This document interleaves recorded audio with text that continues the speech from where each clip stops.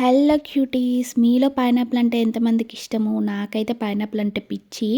ఇది కట్ చేసుకొని కొంచెం ఉప్పు, కారం అలా స్ప్రింకిల్ చేసుకొని తింటే జ్యూసీగా, పుల్ల పుల్లగా, కారం కారంగా మౌత్‌లో అయితే బ్లాస్టే అనమాట.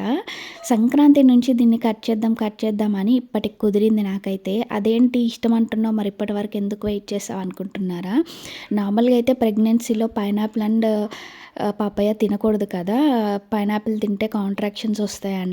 సో, అందుకే భయపడి నేనైతే కట్ చేయలేదు. కట్ చేస్తే వన్స్ మళ్ళీ తినాలనిపిస్తుంది. సో, ఇప్పుడైతే కట్ చేసి ఇంట్లో అందరికీ పెట్టేద్దాంలే అని చెప్పేసి ఇంకా కట్ చేశాను. తినడం ఏమో కానీ ఇది కట్ చేయడం మాత్రం పెద్ద టాస్కే. చాలా టైం టేకింగ్, నీట్‌గా కట్ చేయాలి. మీరు ఇంకా ఉప్పు, కారంతో టేస్ట్ చేయలేదా? అయితే ఈసారి ఖచ్చితంగా వేసుకొని తినండి.